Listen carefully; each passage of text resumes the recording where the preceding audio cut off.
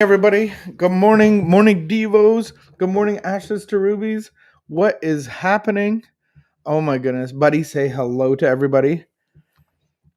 A big Oh, yawn. beautiful yawn. Buddy the pug making Buddy an the pug. appearance. Hey buddy, what happened this morning?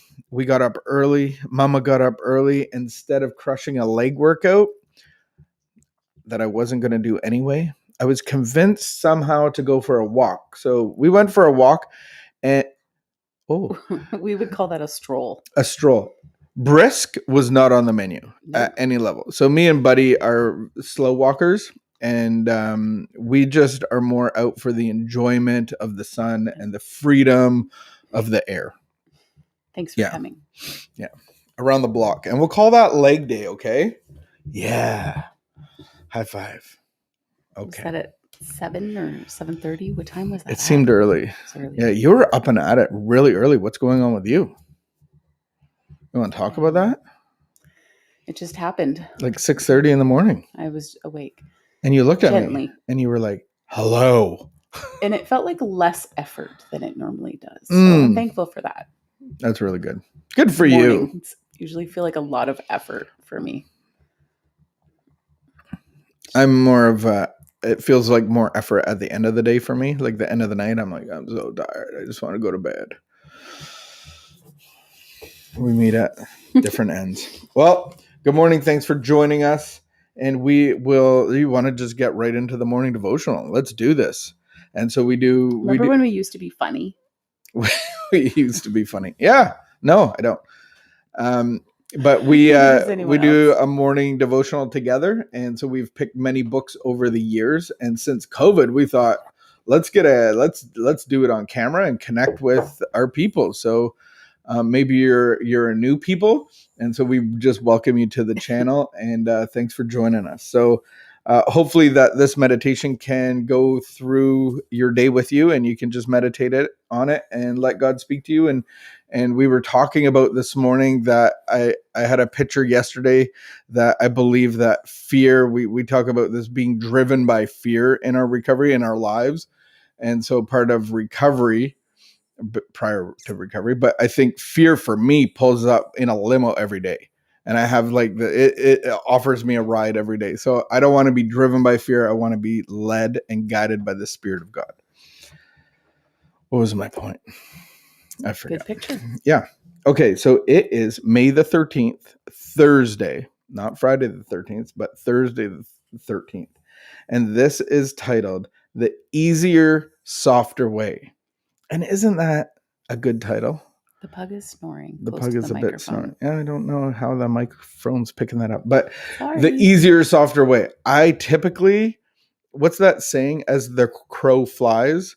I typically don't like to make a path like this. I typically like to go the quickest way possible. As quick as possible. Yeah. So is the easier, softer way the quickest, Paul?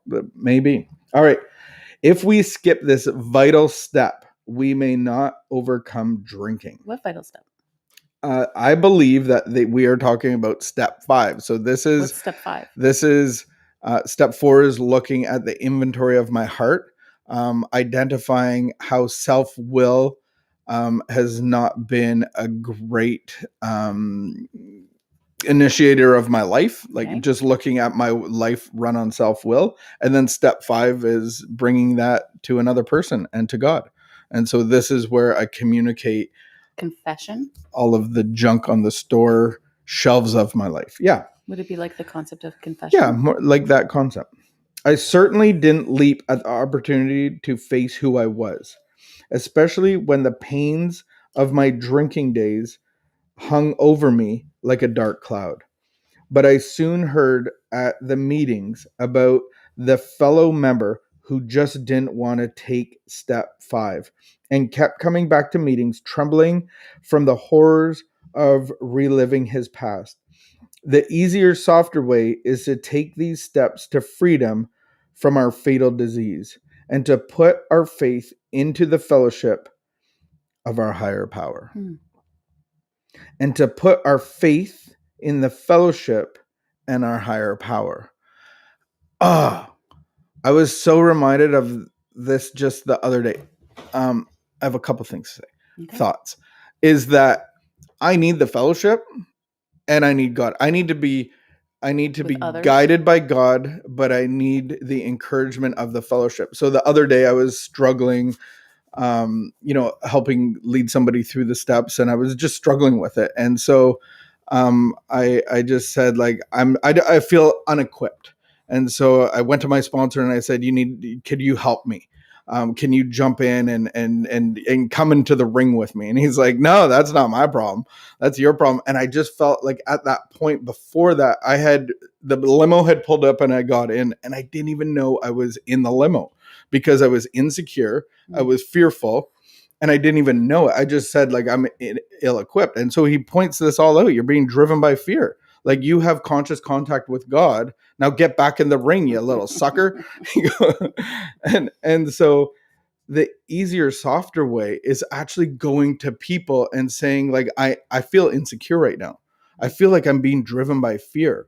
And so imagine if I don't do that and where that goes. And then, I can quickly be driven by fear and then be people reliant. Hey, can you help me do this? I'm not qualified to do this.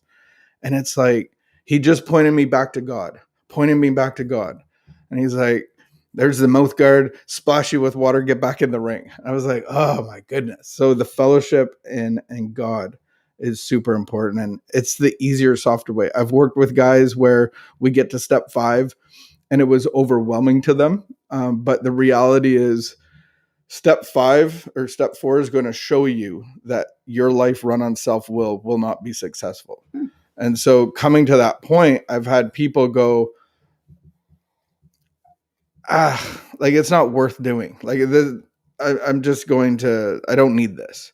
I understand step 1. I understand that I have this and I just need God and I just need more prayer, and they give up. A lot of people give up on step 5 or step 4, I would say.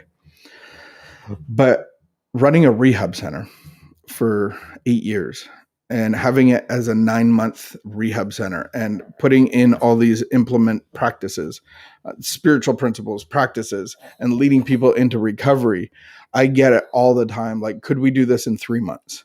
And it's like, well, I think so. And there's other programs out there. And we even have LifeLab. Could you, like, whittle this down into like a 2-week process? I'm like, maybe, but it'll be all informational and not experiential. And that's the thing. We just want to get this information into us and then move on with our lives. And it's like, God wants a relationship to experience, and I have to go through a process to experience it. Just like baking a cake, like, just like, does it have to take so long? Ugh. Or can I just skip the oven time? Like, it says like an hour. Can I just do 20 minutes? So I think I'm not against, like, implementing change and being more effective in things, but it takes a certain amount of time and go through a process to experience God. So I think that's great. The point of this is, do I have an experience with God, or am I just after head knowledge? And so the program of action outlined by the 12 steps is the easiest, softest way. And I've seen guys that I've known 10 years ago getting into recovery, and they're still at the same spot they were 10 years ago. And they're trying to take the easier, softer way. And lots of people lose their lives trying to figure it out differently. So I just leave you with that. Do you have any comments? None. I have nothing to add to that. Thank you for that. Great explanation. But I don't have anything new to add. I think my human nature loves the perception of an easier, softer way. Yeah. So, like, with my physical being, I used to be that kid that's like, I need the creatine, I need this protein powder, I just need all these powders. And I'm focused on the shortcut rather than sticking to the gym for more training. Mm-hmm. And so I think that's part of our human nature, the nature of our characters. That's really what God needs to come in and restore. I leave you guys with that. Go about our day, not looking for the easier, softer way. The easier, softer way may seem like the harder way. And sometimes the right way seems a little bit harder, but in the end, the promises of recovery, the promises of the spiritual connection with God is peace and serenity and purpose. And so there we go. Easier, softer way. Let's get it. Let's not get it. Thanks. Have a great day. Have a great day.